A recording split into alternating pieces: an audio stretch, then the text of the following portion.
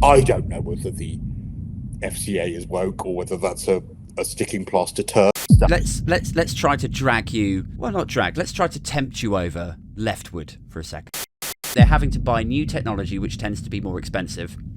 They bring That's in. why delaying it is also good, because it will mean that the cost of the technology will come down. That's why extending the life of us being able to. But I put don't think it boilers has to in come down. I think the business pay for it. I think they just go, look, £10,000 for a heat pump if you buy a yes, single one now. you're talking So about I'm a multi-million-dollar companies, Cristo.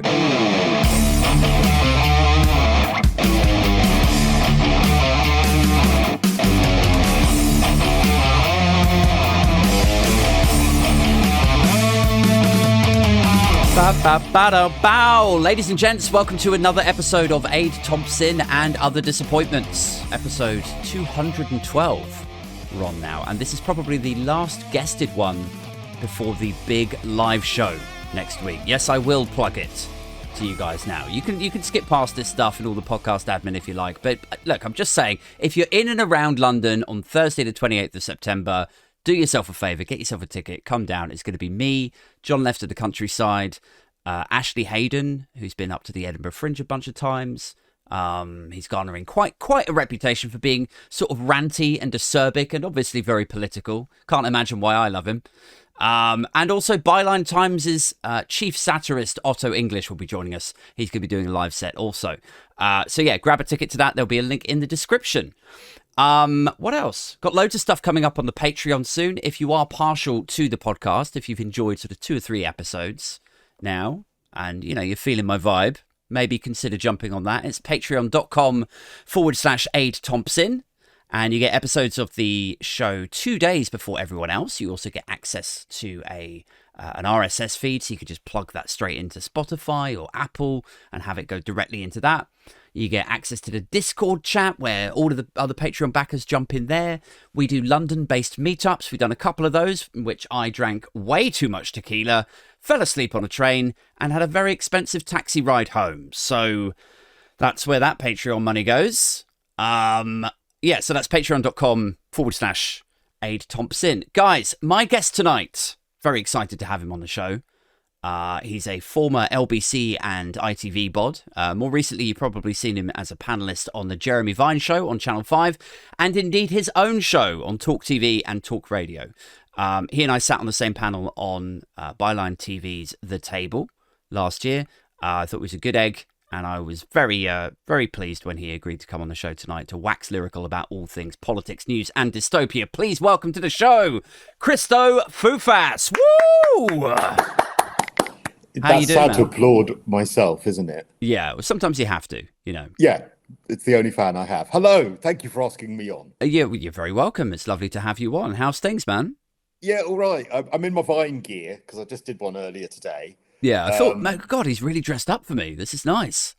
Well, I mean, you clearly didn't get the memo, but yes, that's why I'm not usually this dressed up in my kitchen. Yeah. But yes, I'm very happy to be here. So thank you very much indeed for asking. I feel quite honoured, actually, bearing in mind the company you keep. Sure. And I mean that kindly.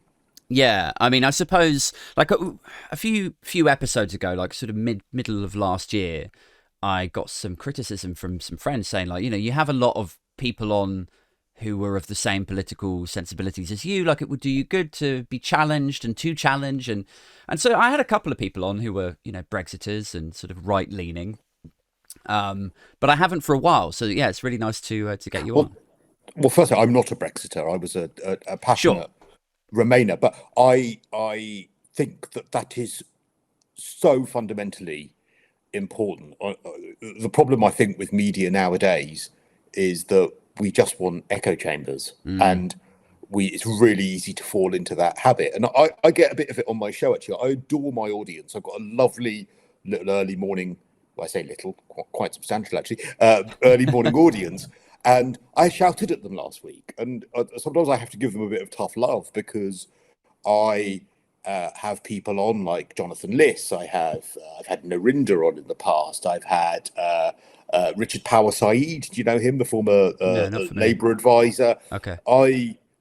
I have people on that are right, centre right as well, that I'm probably more aligned with. I have people on who are way more right wing than I, but I think that but I get tweets and texts from people saying, I'm not listening again. Why have you got this person? I can't stand them.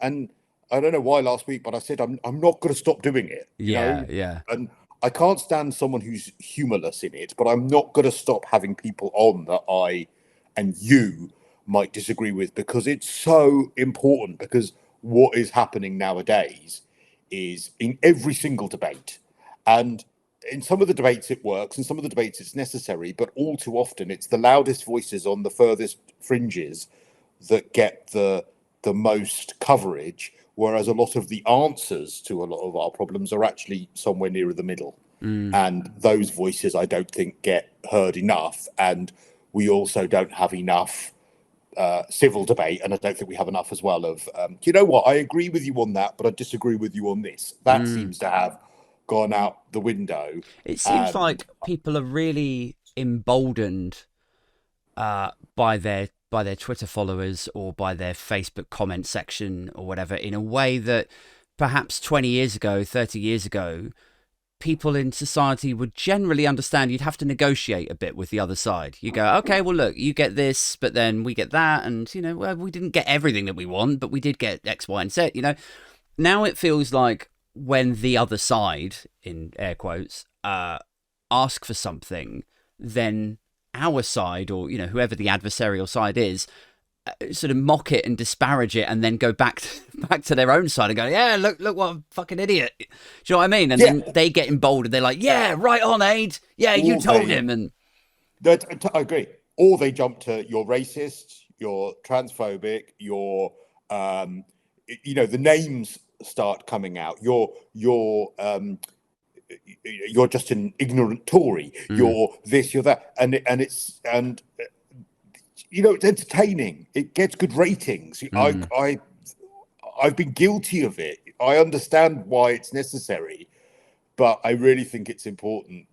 When I'm on any of these panel shows, I do try and sneak in at, well, actually, I agree with you on that, but not on this, as I just said, because you just have to. You just have to, but also not fake it, and that's the other thing as well. But then I think there's a bit of faking it that goes on as well now, just to have the outrage. Right. Oh, you mean a sort of panelist, like maybe slamming their fist down or like deliberately getting a bit het up, and then as soon as the cameras are off, they're like, right, okay, well, that was good TV. And then right. I'll disagree. I did it a bit myself this morning, actually. I'll tell you how, but I was disagreeing with something just because it's a Labour idea.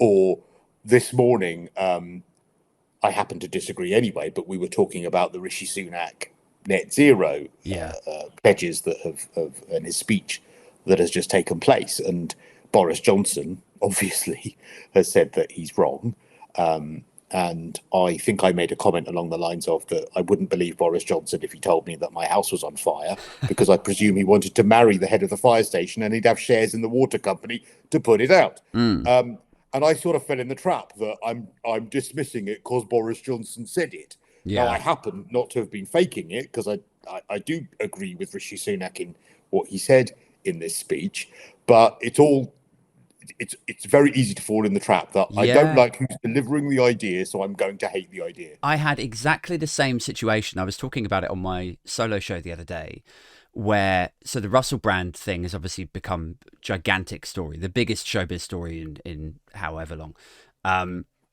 and YouTube demonetized, or Google announced that YouTube would be demonetizing, and there were a lot of people saying that's like they wouldn't get on board. This is cancel culture, and you shouldn't be able to demonetize somebody because the videos have nothing to do with the supposed, you know, the allegations and so on. So what if he's innocent, or what if person X over here was innocent, and then you just remove their livelihood? And yet I was wondering about that. Conceptually, I was thinking, do I feel comfortable with that? Like exploring the idea. But the only people that I could find who were also wondering about that were people like fucking Katie Hopkins and Tucker Carlson. And I was like, but then if I agree with them, it's like, or if I disagree with them just because they're people who I fundamentally disagree with about pretty much everything else, am I being tribal? I see that. And well, actually, you found someone else, because I I think that the women who have made allegations should be heard that have accused Russell Brand. I think it's really important that those accusations, which are going to be probably backed up with a great deal of evidence, it was a 4-year investigation. I really tried to watch it actually through the prism of it all being a stitch up, and I found that I couldn't join the dots very easily on that. However, whenever I've been talking about it, discussing it, reporting on it, throwing it open to conversations, I've been stressing like there is no tomorrow that he has not been charged with anything. There is no criminal aspect to this yet. That he denies all of these allegations, which is so important to point out. And I feel deeply uncomfortable with the idea of, based on innocent until proven guilty, that platforms can demonetize him, or worse, the government, the members of the Culture Office can request that. He is still innocent until proven guilty. Now, I don't say that to undermine anything that those women have come forward with, but at the moment, it's just, until there is a criminal element or a charge or anything like that, it is purely an accusation.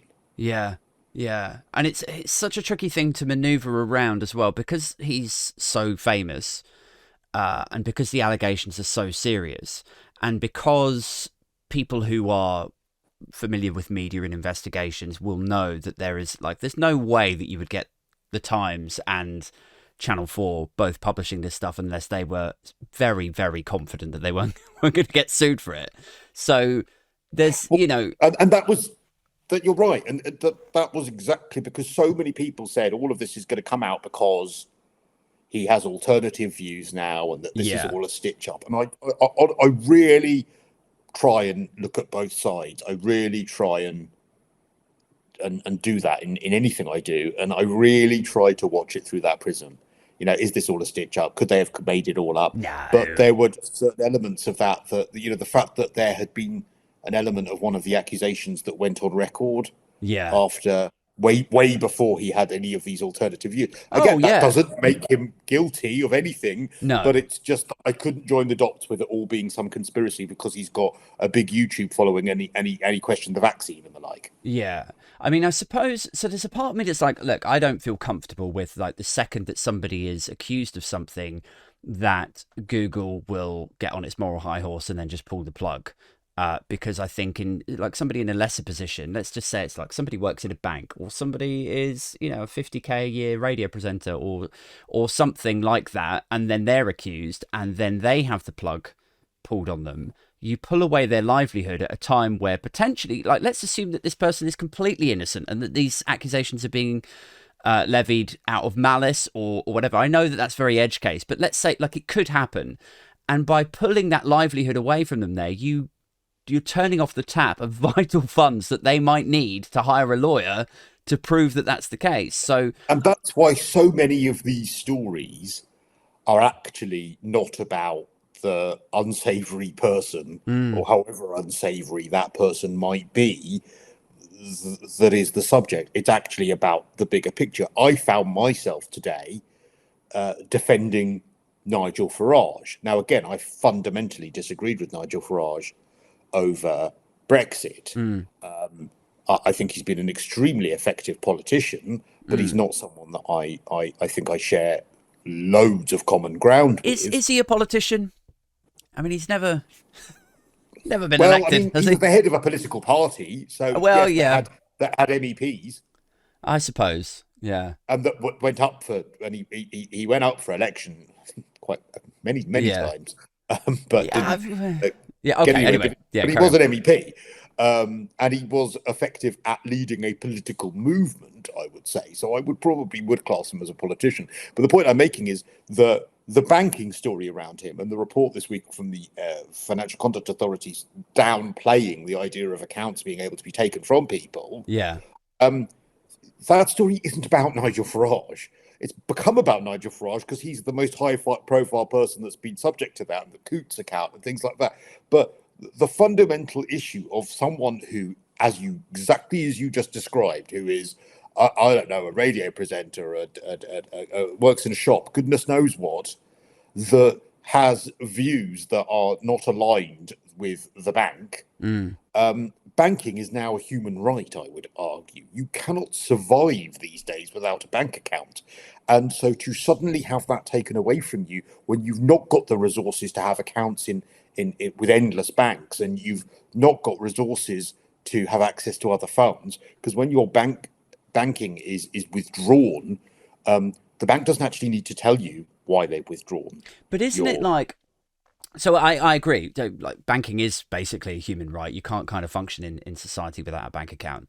I think if banks were running around with some sort of carnival of activism and going, well, you know, we don't like you, and we're not on board with that, so we're gonna bank cancel you over there.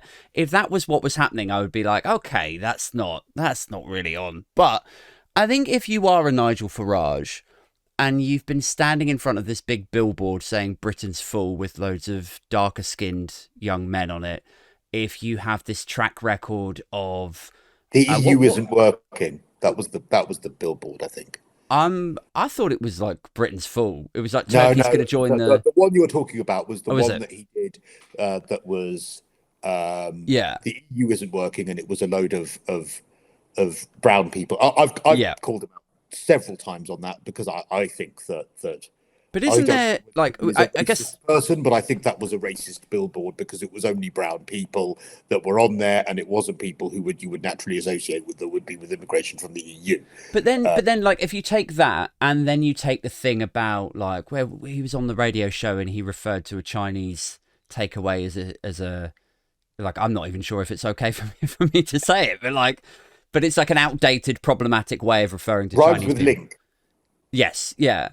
So there's that, and then there's the catalogue's history of, like, when he was a younger man, supposedly, allegedly walking around his Dulwich College saying, like, unfortunate racist phrases. One of his teachers had it, like, recorded down. There's a track record there, and I just feel like if you are of that character and there is this series of recorded events and behaviours, do you... Like, yes, it wouldn't be right for the bank to go up to this guy, that guy, and just go, oh, well, you're not quite on board with our values, so we're going to cancel you and you. But if you are a high-profile politician and you've got this track record, doesn't the bank, like, isn't it kind of a bit your fault for being like that? No, and then the bank going, we don't want to associate with people who construe that person as, like... No, I disagree. Really? Because you know what? And I'm not making this connection with Nigel Farage, because I don't want us to get sued, or you, because this is your broadcast platform. Yeah. Racists deserve bank accounts. Right. I'm afraid. I'm sorry, you can be an absolute fascist and deserve a bank account, because I won't like you. I think your views will be abhorrent. You will be horrific. You may even be criminal in your views. But you do not have the right to then deprive that person of being able to eat. Yeah. And when Pinochet can have a bank account, when paedophiles can have bank accounts, when people who are actually criminally convicted of murder can have bank accounts, well, I'm afraid to say that in the day and age where a bank account is a human right, then I'm afraid that it's different to a shop refusing you service. You can probably go to another shop, but I'll tell you what changed my mind on it. It was hearing the story of someone actually who was completely unsavoury. They were a member of Britain First, and they were they were not a member. They were aligned with them, liked their views. So clearly not a particularly nice person. Clearly not someone that you'd ever want to go for a drink with. But they found themselves, and this was way before Farage, they found themselves in a situation where their bank had seen their social media posts. They went to use their card one day in a city, I think it was in Leeds, and they couldn't use any of their cards. Yeah. And they went into the bank, and the bank said, we are withdrawing our banking services, and we don't need to tell you why. And so they couldn't get access to any of their own money. They couldn't use any of their cards. They couldn't get an answer from the bank for ages, which is actually part of the contract of the bank, as to why they couldn't. So essentially they were left completely high and dry, and they weren't someone with a great means of income. Okay, now, so... Would I like that person? No. Would I think their views are abhorrent? Absolutely. But do I think that they should be deprived of the right of being able to buy food? No. But isn't it, like, interesting that... So a second ago you were like, well, that potentially I could get sued if I said something on this platform. But in the banking world, couldn't you sue the bank if they were found to have facilitated payment processes for a racist who then went on to use that money to fund a violent racist organization? Like, is that not part of it as well? Like, they're like, we can't be seen to be facilitating racists, unfortunately, but I'm sure some other bank down the road will probably help you out. Is there an element of that? Where does that? I think that's a really fair and interesting point. And I suppose, therefore, there would be then, and I think actually what you're raising is the fact that I think the banks have gone a little bit far on some of the legislation that's been around about not funding criminality and money laundering and things like that. But then, well, I guess my counterpoint to that, because I don't necessarily disagree with you, is then what would you do then? I don't know. So perhaps I'm a serial killer, but I'm using my debit card to get the train to go and kill someone. Well, is the bank at fault then for allowing that person to use their bank card to go and do that? Do you see what I mean? So, well, again, interestingly, it comes around. So I find myself in a bit of a paradox with this, where I'm like, does the bank's service have anything to do with the thing that the person's being charged with? And this brings us back to the Russell Brand thing. It's like, I don't feel 100% comfortable with them pulling the plug on his monetization when the stuff that he's putting on YouTube doesn't really have an awful lot to do with, like, there's no credible argument there that Google can say, well, we might be facilitating something that could result in that happening and we might get sued for it. Do you know what I mean? I agree. I completely agree. But also, what this has exposed is how much these stories aren't actually about Russell Brand or Nigel Farage. They're actually about something far bigger. But going back to our point about tribalism, all too often, oh, well, I don't like Russell Brand, so therefore this is going to be okay. Farage hated Brexit, so therefore this serves him right. And I think sometimes we are in danger because of our tribalism of being the turkeys that end up voting for Christmas because we don't like the person that's delivering the message. It's like that meme where it's just like a guy with a tear down his thing, and it's like heartbreaking. A person you hate just made a really good point. Yeah.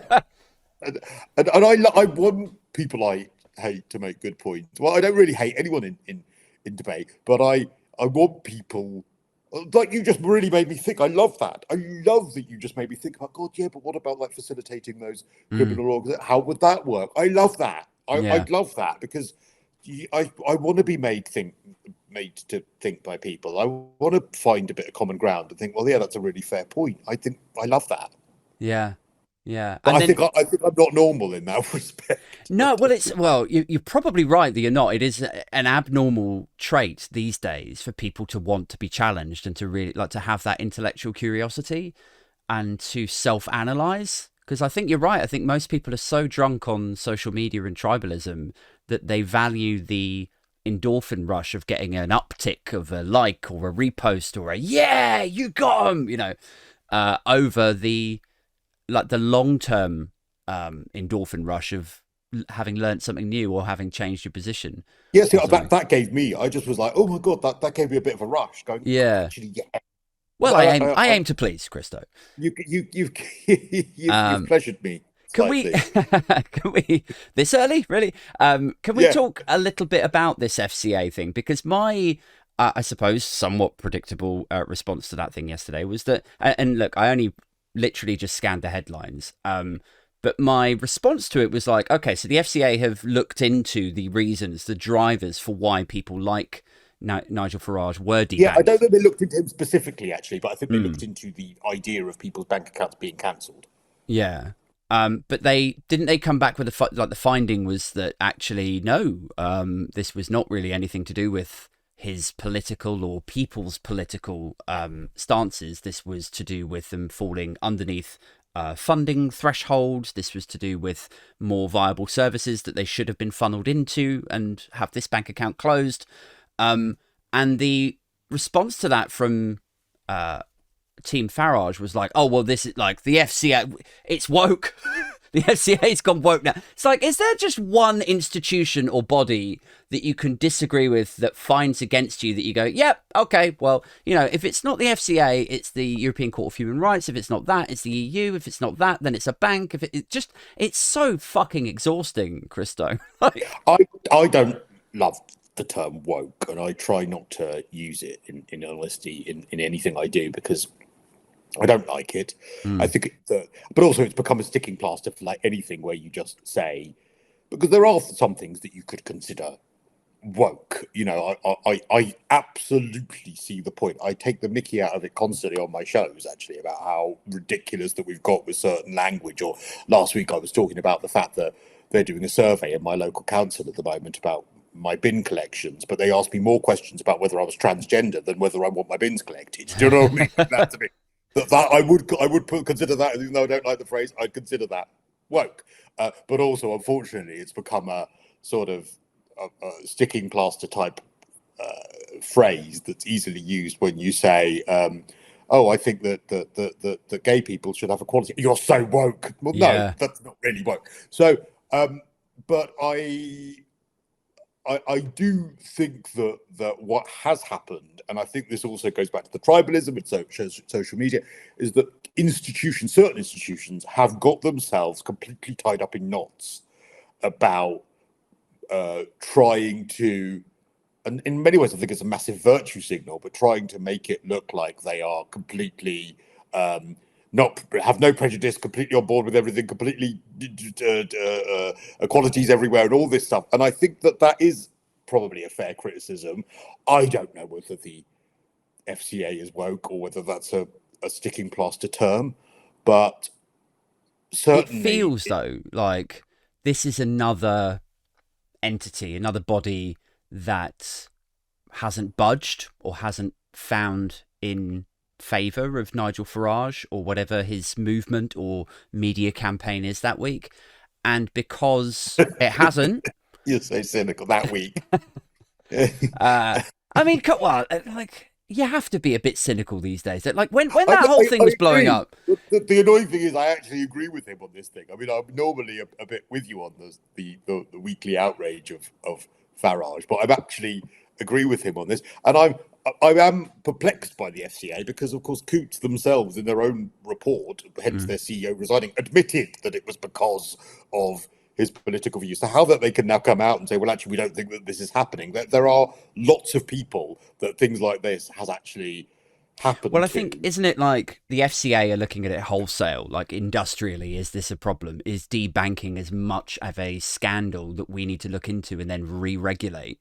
Whereas Coots are looking at it effectively, sort of domestically, like, did we fuck up here? Yes, we did. Okay, well then the CEO's got to go. Yeah, because they immediately denied that it was anything to do with his political views, and then they found that it was something to do with his political views, and then they sort of backtracked on that. And then, unfortunately, as well, and again, I am not. I get frustrated with the BBC. I'm frustrated with the way it's funded, but I am not a rent a BBC basher. But my God, they don't do themselves very many favours sometimes by then misreporting it, by just taking the words of the CEO and then also themselves needing to backtrack. So Farage doesn't need help sometimes. Yeah. When those around him, those institutions around him, make it quite easy for him sometimes. Yeah. But then, I mean, again, I don't want to sort of play into the cliche tribal crowd like this. But if I was a BBC journo and somebody from Coots told me this is how it is, I would take that as like, well, this is my source, right? Like, they've told me how it is. So... I see, again, you're breaking your own rule there, my dear, because you just spoke about cynicism in the context of Nigel Farage. Again, as a journalist myself, if the institution I'm investigating and putting a question to about their wrongdoing tells me everything's fine and dandy, we did nothing wrong, you should be cynical of that. So, really? Are you sure?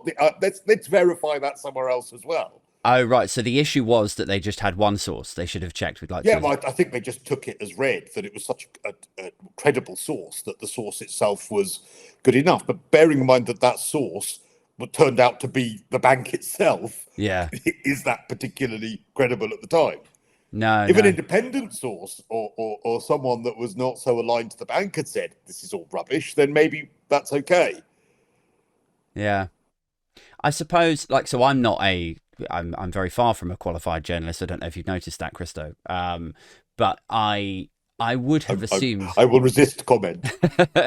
uh, I would have assumed that they would, yeah, like you get a source and then you use that as your quote and you say, like, you know, a high-ranking compliance officer at Coots said this on Monday, and then you send that out, and then that would be sufficient. And if it's found to be unreliable and it makes your face red, then you publish the fact that they gave you shitty information. Every time you have to do that, you're chipping away a little bit of the credibility of your organization. I mean, if there was a story about a particular car manufacturer and the brakes were failing, and I went to that car manufacturer and said, I think the brakes are failing on this car, the car manufacturer source, who happened to be the CEO of that car manufacturer, said, no, the brakes are fine. Yeah. I went, okay, well, it's the CEO of the car manufacturer. I'll publish. They're a good source. Well, yeah. Are they credible? Because, you know, whilst Granny is wheedling off the road in a ditch because their brakes have failed. It's a really specific, like, vivid picture. She's on her way to Waitrose.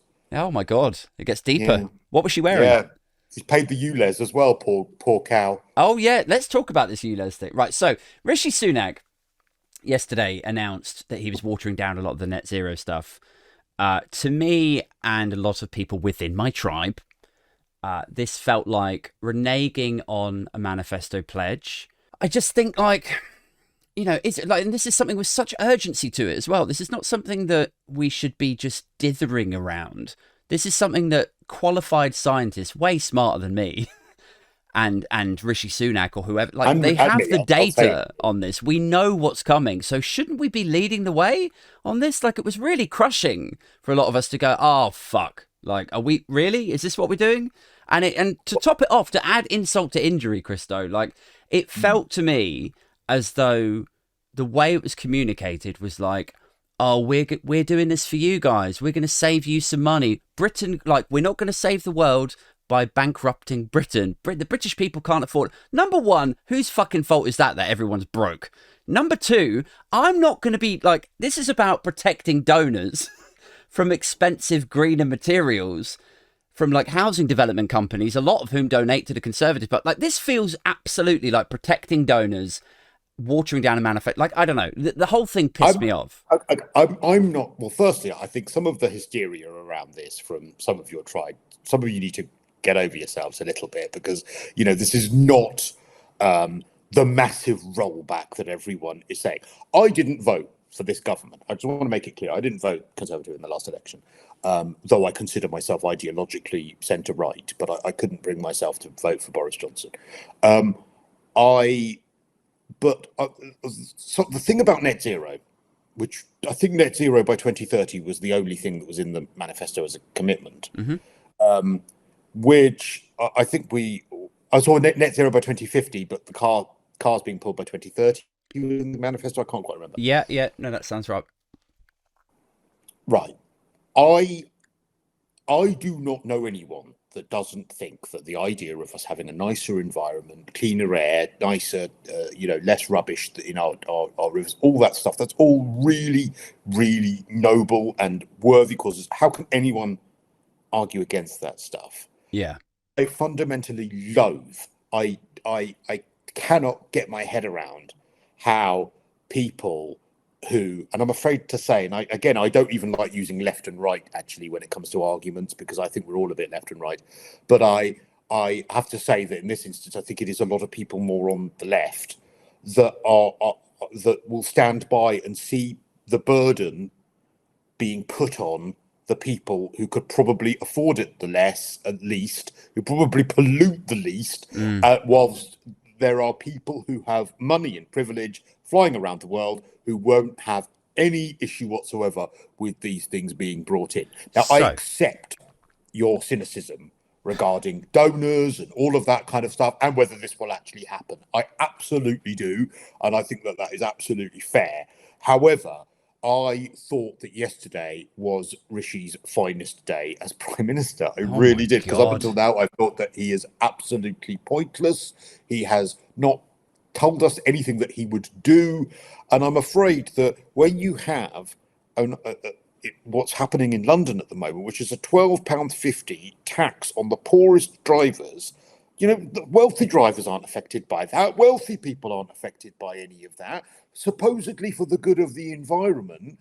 All Rishi has said, and I support him completely in saying this, is look, let's just wait till electric cars are a little bit cheaper. We'll keep the 2050 target. We're still ahead of countless other nations. The 2035 target for electric cars is actually just aligning us with the rest of Europe. Europe are doing exactly the same as us. So I think that some of the hysteria around this, that it's some massive betrayal or massive backtrack, is a load of old tut.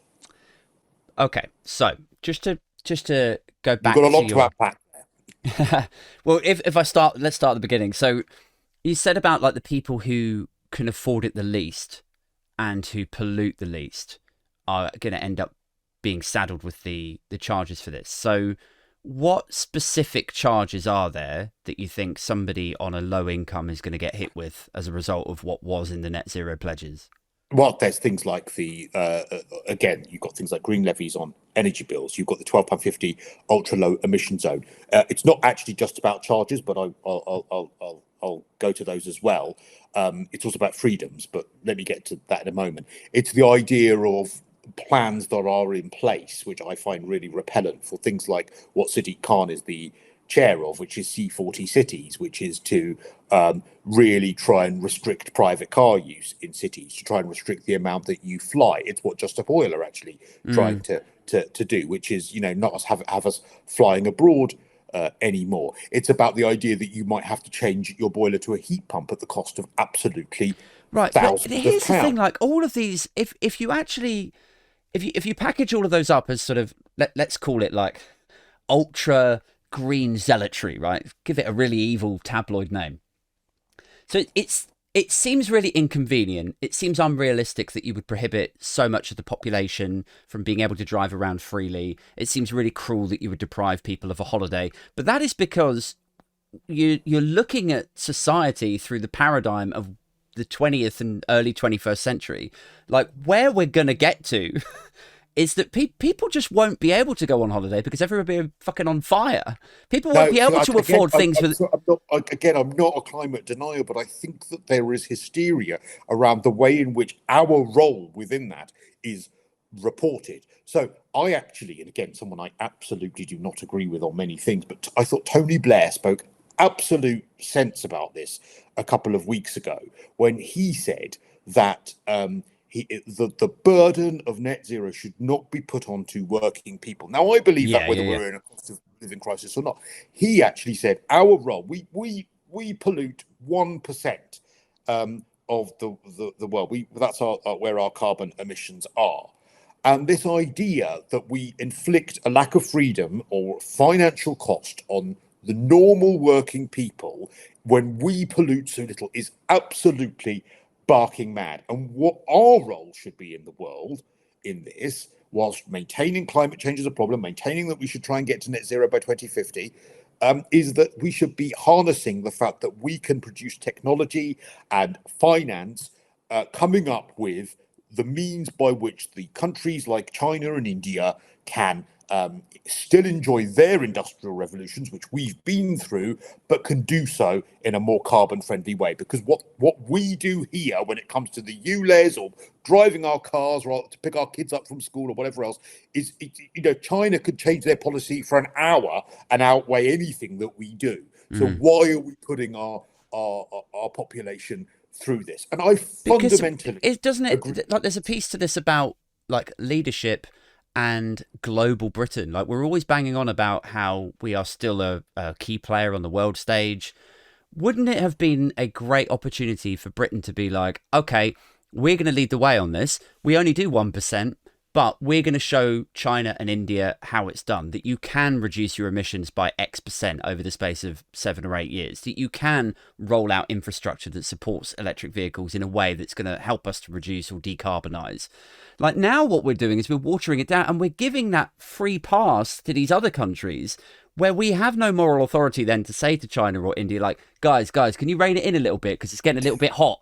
getting a little bit hot over in some of these I'm not places. sure we have the moral authority to do that at all anyway, because we've enjoyed the Industrial Revolution that they are now, and now we're saying to them, well, look, maybe you shouldn't. I think we are far better off helping them to not do that so much. But on that point, we're still going to be leading the way. We've still got higher targets to cut down our carbon than any other developed nation. And again, I would just return to the point that, do you think that that person who needs to pick their kids up because they're at two different separate schools and is told that they can't drive to that place? But it's so short-termist, Cristo. It's like, oh, how am I going to pick my kids up from the school? What are you going to do in 20 years' time?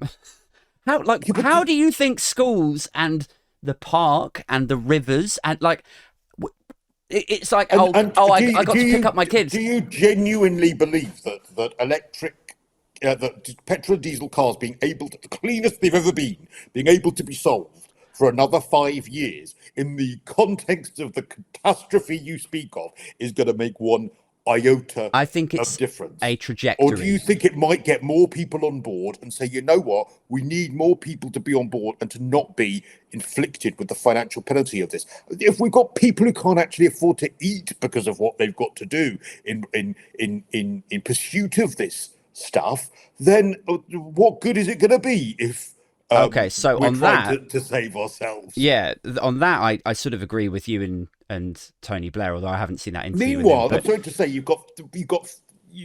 I am going to swear, you've got fucking Sadiq Khan, who is bringing in all this bollocks, yet deciding to fly to New York. His advisors have been round the world so many times in the pursuit of trying to go to conferences to tell us to fly less. You've got Leonardo DiCaprio stepping off his private jet into a car with diplomatic plates. Yeah, but that doesn't mean they don't have a point, Cristo. Like, they can have a point about environmental concerns and fly over here to do it because, frankly, it's more impactful if they're there in the room making the case rather than absent while other people dominate the conversation. That's absolute rubbish. I mean, what we're doing now, did I need to fly to see you, or could I be down?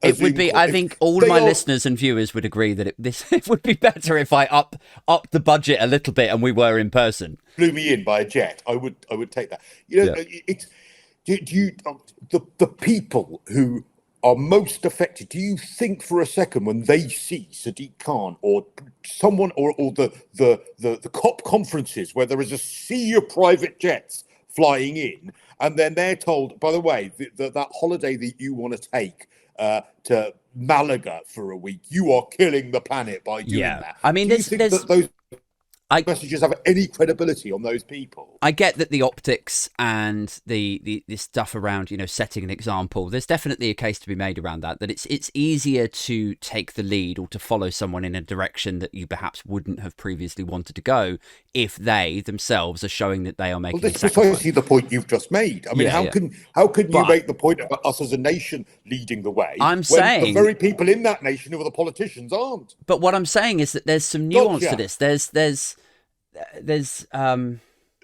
some negotiation to be made where I don't personally judge Sadiq Khan for flying to an environmental conference if I think at the end of it that the greater good is that 3 or 4 more nations have agreed that they're all going to help each other to reduce emissions. I'd rather that than he stay back here and other people dominate the conversation than we're carpet bombed with their policy ideas or somehow impacted by I don't believe it anymore. I mean, that maybe I'm just so cynical that this is my afternoon for cynicism, but every time I see them all get together, I just think, oh well, that'll be more taxes for us. That'll be more ways, because unfortunately as well, every single problem around this is seen through the prism of a restriction of freedoms and an increase in costs, and it's not seen as incentivizing. And that was why I really liked what Rishi said yesterday, because I've been banging on for so long about you solve problems with carrot, not stick. Make my life better by making the right choice. And by the way, this government, Rishi might have had a good day yesterday, but this government is absolutely not exonerated when it comes to this stuff. Make train travel so cost effective, I would be a moron to get into my car. Yeah. Give me school buses, so I only need to get my child to the bus stop. So therefore, my life is better by being able to get on a bus. Give me a council tax discount if I don't have a parking permit for outside. Again, my life is better, and I'm saving some money by not having a car. But they never see things through that prism. They see it as opportunism to tax people, and that is why it was so repellent that so much of this stuff came in during COVID as well. Oh, people are off the roads and they're distracted. Let's try to drag you let's try to tempt you over leftward for a second. So cheaper train travel. We don't want to make the poorest in society have to shoulder the cost of some of these initiatives. What if we made businesses take the hit on it rather than taxes and higher prices? How so? So, like, if you have a house building company or corporation, like a Barratt Homes or a Michael Shanley, you are now regulated by the government or whoever the body is that you have to use greener materials. That is no longer being watered down. And guess what? You can't pass on. It's regulated. You can't pass these costs on. Landlords are going to be told that they have to put their heat pumps in or whatever, and they've got to change the boiler to a more environmentally friendly one. Well, they are then regulatorily prohibited from upping the rent off the basis of that. So then you're protecting the most cost vulnerable. Or would you support that? If it was new build homes, the Barratts and the like, it's frankly barking mad to me that new build homes are built with the very stuff that someone would have to change in a. But who pays for it? Well, I'm afraid it would probably have to be 50-50. Some of it absorbed in the cost of them. It would always be passed on slightly, but also if you're building 1,000 homes and you can buy 1,000 heat pumps, it's going to be far cheaper than one person down the road having to change their heat pump. But that logic is also true of boilers, right? If you bought 1,000 boilers, it would be cheaper than a regular one boiler. So it's just, this is about they're having to buy new technology, which tends to be more expensive. That's why delaying it is also good, because it will mean that the cost of the technology will come down. That's why extending the life of us being able to. But I don't think it has to come down. I think the business pay for it. I think they just go £10,000 for a heat pump if you buy a single one now. You're talking about multi-million-dollar companies, Cristo. They can't afford an extra grand. No. You just mentioned landlords. Do you know that 90% of landlords only own one property? Oh yes, I'm very familiar. Landlord. Yeah. I'm a buy-to-let landlord. Do you think in a million years I could afford to stick a heat pump in any of the flats I rent out? Absolutely not in the slightest. Not in the slightest. How can you not shoulder the cost of £1,000 heat pump for a flat? It's not £1,000. It's about £10,000 for a heat pump. It's a fortune. Okay, so in that case, I think it goes back to the government. You bat it back to the government and you say, look, the landlords can't do this, so you subsidise the cost of it. Well, they are. That's why Rishi Sunak yesterday announced that £7,500 subsidy. You support Rishi Sunak's policy. We got you there. Congratulations. You dragged me rightward. Yeah. You didn't drag me left. I've dragged you right. But no, I mean, I think, again, going back to what I was saying before about carrot instead of stick, yesterday it was amazing. He said, yeah, I'll give you £7,500 towards it. So it's not all on your shoulders because we're expecting you to do that. And I think that is exactly what government should be doing. If you brought in some of these incentives and again made if vehicles are the biggest emitter of carbon, because it is actually vehicles, I think, that make a massive chunk of it, by actually making public transport cheap by subsidising that as well. So it doesn't need to put cash in people's pockets. It could be those sorts of things. You'd solve these problems overnight. You'd solve these problems absolutely overnight. Also, the other thing about this, sorry, this is my real pet hate subject, is the hypocrisy around so much of it. And again, I know I'm being quite London-centric because this is where I live, but the air quality above ground that this apparent ultra-low emission zone is going to solve is nothing compared to the absolute foul, poisonous, toxic crap I'm breathing in whenever I get on the underground. But we don't have any motivation to solve that and to have children breathing that in as if they've gone down a coal mine, because there's no money in it, because so much of this is about financial opportunism rather than problem solving. And you, as someone who cares the most about the poorest in society, should be able to cut through that crap.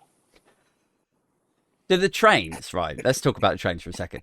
Isn't the whole thing with like, we're talking vehicles, carbon emitters. The trains that go, like it's electric, right? It's already electric. Yeah. So Well, no, it's not all electrified, and some of the lines have not been fully electrified yet. have they, every time I go on the tube, it's electric. No. Tube you talking about, or Yeah, trains? just tube. Tube is electrified. Sorry, I thought when you said trains, I thought you meant nationally. I assumed that you meant the tube when you talk about like the fume, like going underground. Yeah. I was talking about that. Yeah. But when you said trains, I thought you meant you were talking about the national thing, because not the whole of the national network is electrified. But yes, you're right. The tube is electrified. Yeah. So this, I can't see a case for like creating a sort of ULEZ thing. No, I don't want a ULEZ for the tube. I don't like regressive taxes. What I want is a lack of hypocrisy, where if you're banging on constantly about dying children because of air quality, when actually in an area where air quality is brilliant, in order to make £200 million a year for TfL, where if you really cared about air quality, you try and solve it on the tube. But because there's no financial gain by doing that, no one talks about it. But why does the blame fall at Sadiq Khan's feet for this? Because isn't the ULEZ expansion, wasn't that a condition of his other funding that was coming from central government that was headed up by Grant Shapps at that time? You're partly correct. So the initial ultra low emission zone was conceived by Boris Johnson and implemented by Sadiq Khan, because it hadn't been implemented when Boris Johnson left office. And as much as I begrudge Sadiq Khan for some of his policies, I actually think that was the right thing to do, because it has been transformative for the air quality in central London. Then when COVID hit, the condition of the TfL funding was to widen the scope of the congestion charge and to widen the ultra low emission zone. But that was the widening, and you can check full fact for this, you can check the documentation for this. That widening was to the north and south circular.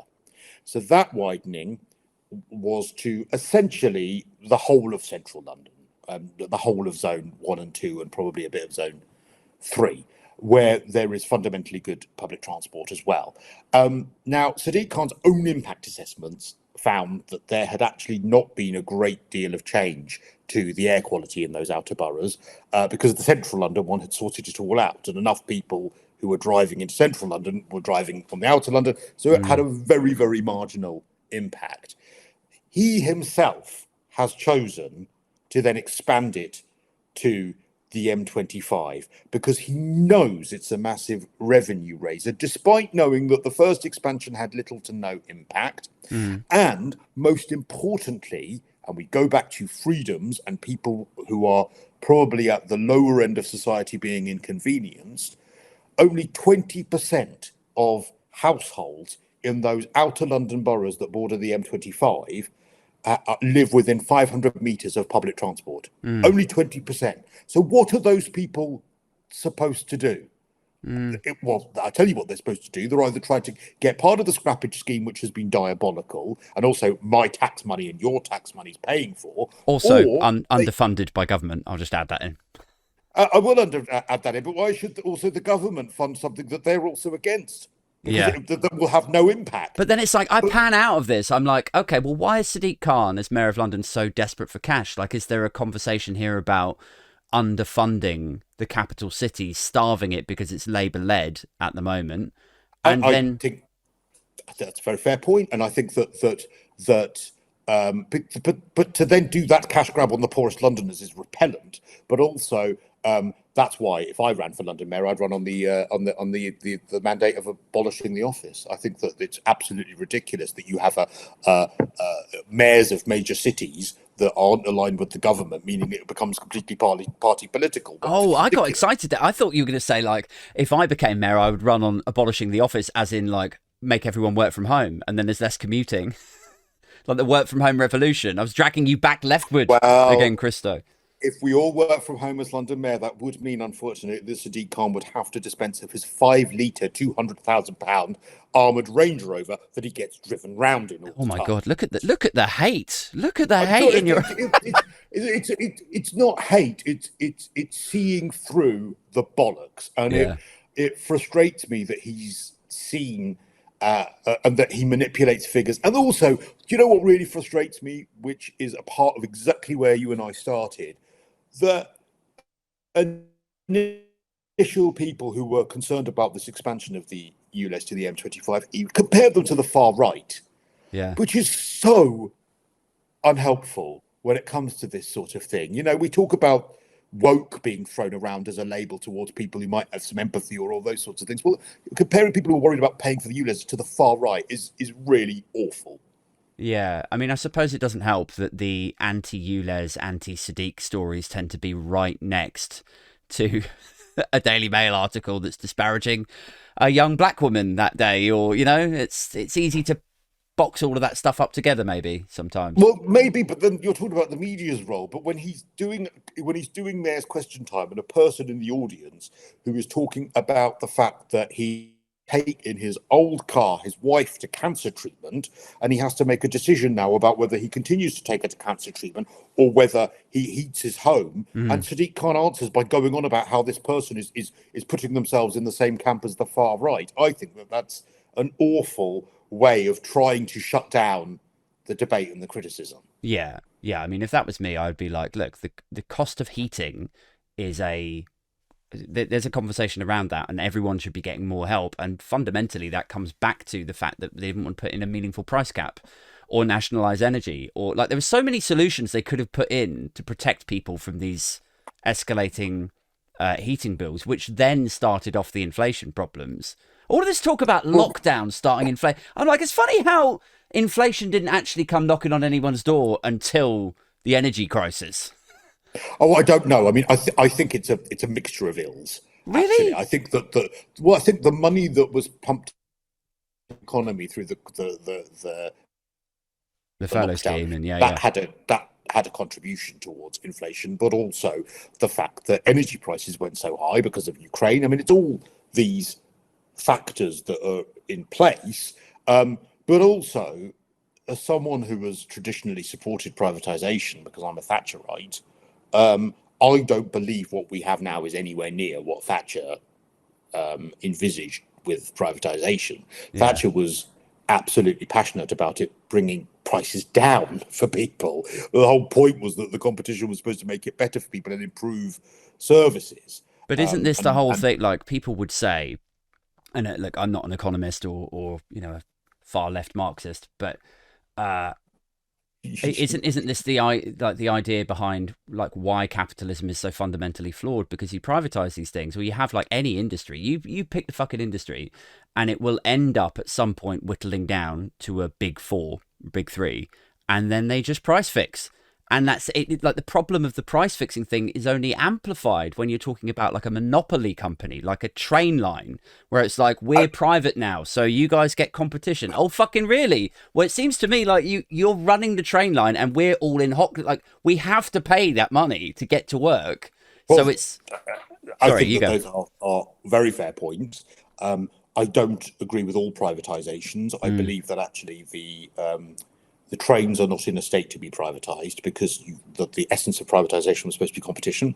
You can't run more than one train line on a train line. So how can you compete? Which is why when you have things like HS2, if you had 5 lines going to each city, and you could say, right, well, I'm going to take that train company, they'd all compete, but we're subsidizing a monopoly. Same with water.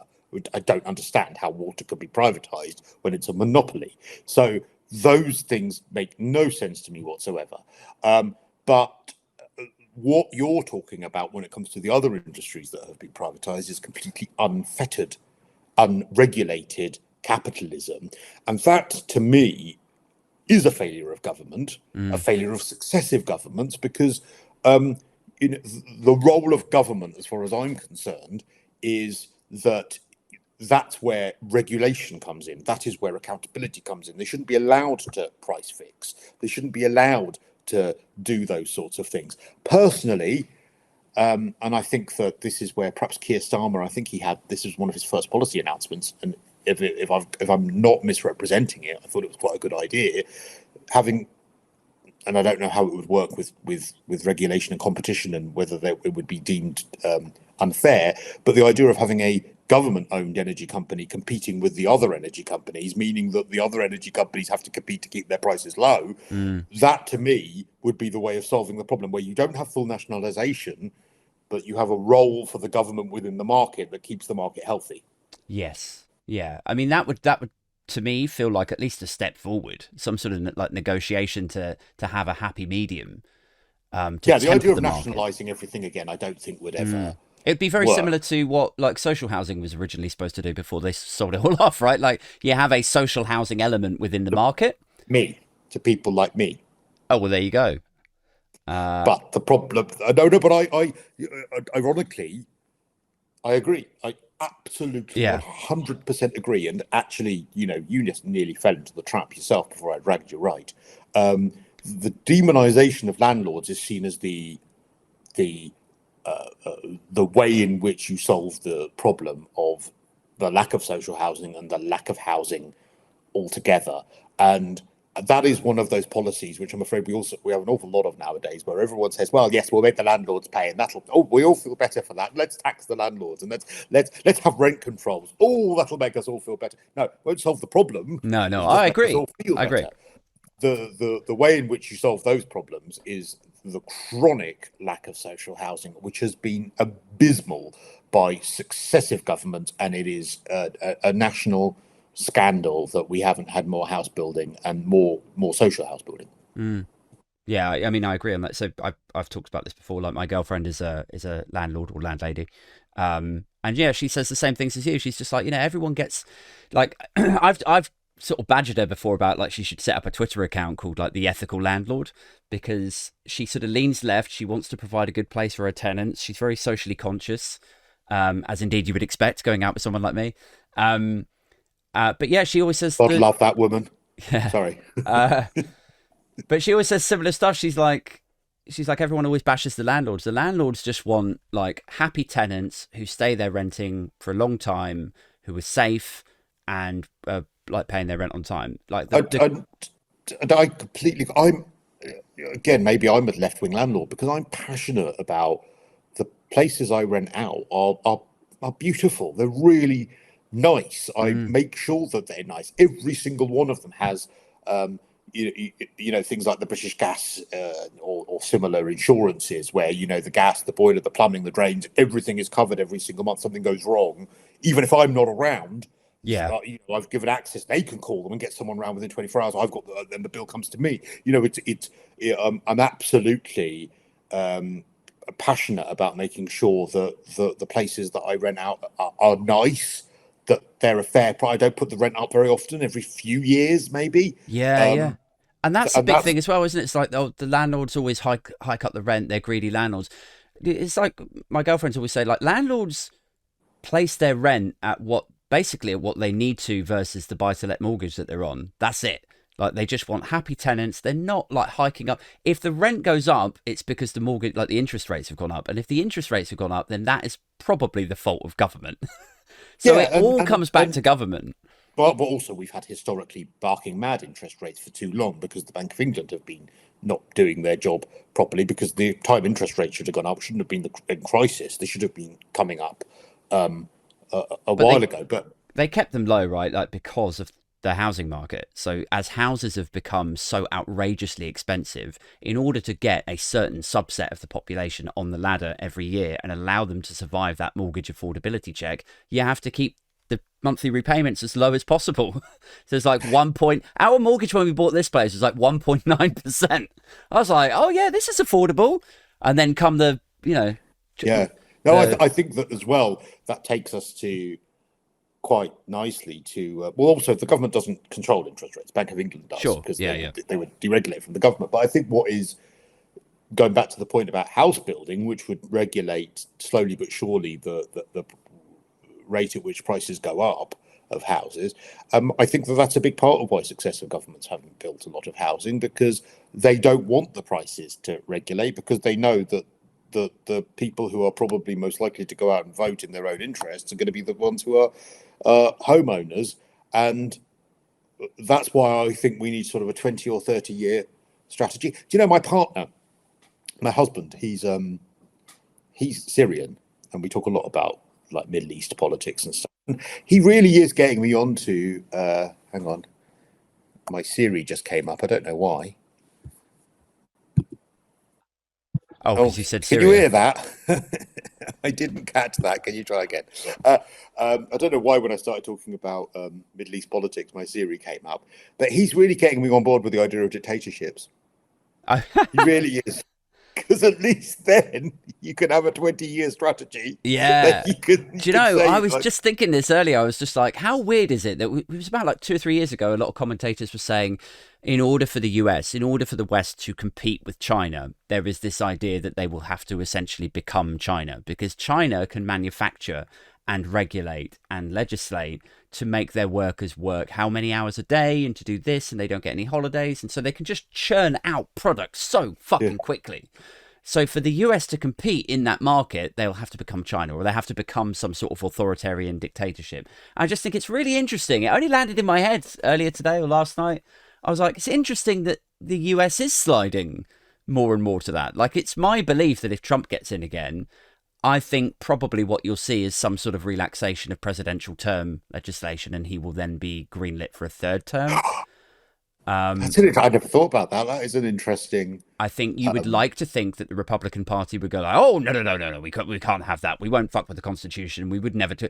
But they're so just in love with him or scared of him, or that I think if that's what he wanted to do, I think they would all go like, "Oh well, I can't go against him, or my own state constituency will go nuts." But I think he plays to a lot of people who.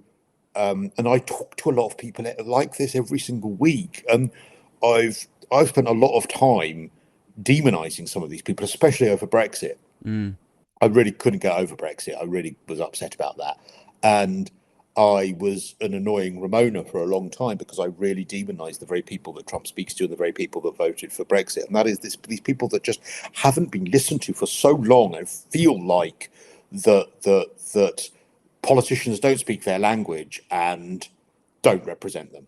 And I think that if we again circle back to the entire start of this conversation, that is why it is so important that we listen more and we try and discuss and talk about solutions that actually bring everyone along with them, because otherwise you do end up with the Trumps or the people that or the Boris Johnsons or the people that just are prepared to say anything for their own advancement and to tell people what they want to hear rather than actually with integrity who are prepared to solve problems. And so that's why these conversations that are respectful and fair are so important.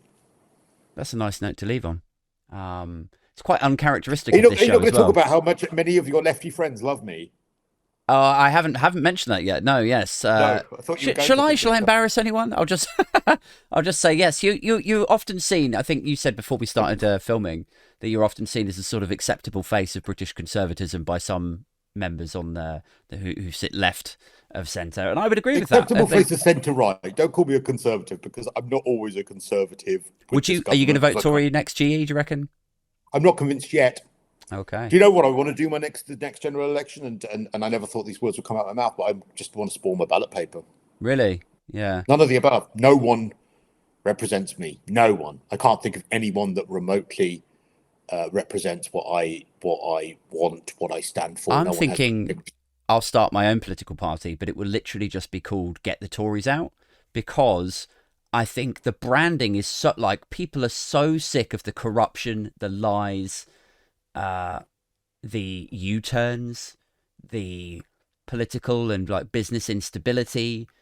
I think if you just had Get the Tories Out, like this is the whole thing with like Keir Starmer's Labour Party is people go like, look, you have to have a message. You got to have policies that people are G'd up about. You can't just be, we're not the Tories. Well, if I walk in there with my party, like, just Get the Tories Out, I've snatched that branding right underneath that motherfucker. But that is, but you actually, I just identified the problem because Labour to me, and I'm not saying this because I plan on voting Tory. I've not been convinced by the Tories yet, but because of what Sadiq Khan's done to London, because my local authority are Labour in London, I absolutely couldn't bring myself to vote for them. at the moment either. And I also have very little idea what they stand for. And a policy of I'm going to let the other guys just be as shit as possible as a strategy to get into government is not a strategy. You need to stand for something rather than not stand for anything. Going back to your idea, though, I've often thought about a political party called Z, none of the above. Because if you're Z, you're at the bottom of the paper, and then it's just none of the above. And that is the party. And you tick that box, and it's no one else. Or my other dream is I would love just once, and I don't know whether this would ever happen, but I'd love spoiled ballot papers to actually win a seat. Yeah. Yeah, so that the person, I can't remember what they're called, the person that does the announcement, what's their name? I can't remember what they are. In an election, they have to actually announce that the most votes went to spoiled ballots, and then the person who wins the seat came second. I'd like to see that just like purely on the basis that presumably if spoiled ballots won, literally every one of the candidates would be crying in the sports hall at like 2 a.m. Yeah. And that the person that won came second. Yeah. Load of like abuse on paper. So that's where I am at the moment with where I'm going to vote. Cool. Good to know. Thank you so much for joining me, Cristo. Guys, if you're not following him, do give him a follow on Twitter, or formerly known as Twitter, X.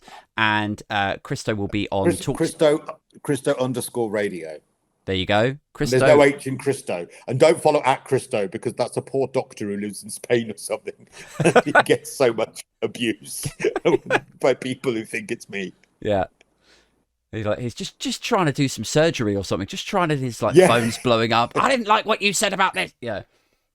No wonder the NHS is in crisis. He just wants to do an operation, for God's sake. God love him. And when are you on Talk TV again? Talk Radio? I do weekend early breakfast, which is 5 till 7 a.m. I cover a lot of shows as well, so I'm doing late nights. Yeah. When does this drop? This will be out on Friday night, 7:30. Okay, well, I'll be doing late nights on Monday, Tuesday, and Wednesday night, and I'm on Vine a lot, and I'm a gob on a stick. My answer phone is, I'll do it. Leave the fee off the tone. Yeah. Okay, cool, man. Right, thanks again. Always a pleasure. Take care of yourself. Thank you. See you next time, guys. Cheerio.